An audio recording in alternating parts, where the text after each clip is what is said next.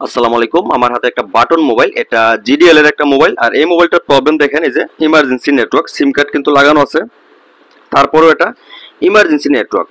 তো emergency network যদি button মোবাইলে হয়, এ ধরনের সমস্যাগুলো কিভাবে আপনারা সমাধান করবেন, এই ভিডিওটা দেখলে মোটামুটি আপনার বাটন মোবাইলের যে নেটওয়ার্ক সমস্যা, এই সমস্যা আপনি কিন্তু দ্রুত ঠিক করতে পারবেন। দেখেন, আমি নেটওয়ার্কের আইসিটা খোলার পর আপনার যে নেটওয়ার্কের যে ভ্যালুটা আছে, ভ্যালুটা মিটারের সাহায্যে চেক দিলাম।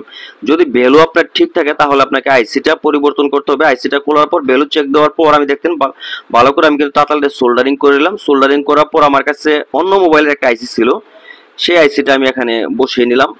দেখেন, এই যে আইসিটা বসাইছিলাম, বসানোর পর ভালো করে আবার একটু ঠান্ডা করে সার্ভিসিং করে নেব, পরিষ্কার করে নিব।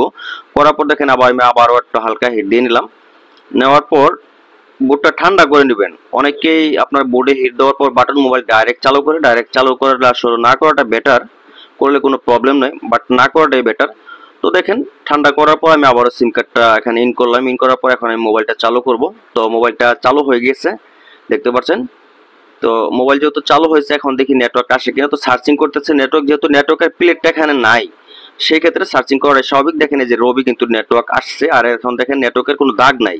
এই যে নেটওয়ার্কের যে প্লেটটা এখানে না থাকার কারণে কিন্তু নেটওয়ার্কের দাগ নাই। আমি এটা শোনটা এখানে ধরলাম, ধরার পর মোবাইলটা বন্ধ হয়ে গেছে। তো আমি আবারও চালু করলাম, চালু করার পর দেখেন সুন্দর পর দেখেন যেখানে কিন্তু ফুল নেটওয়ার্ক আসছে। তো আশা করি এই ভিডিওটা আপনাদের ভালো লাগবে। যদি ভালো লাগে অবশ্যই কিন্তু আপনার ভিডিওটা শেয়ার করে আপনার টাইমলাইনে রেখে দিবেন। লাইক কমেন্ট করে পাশে থাকবেন।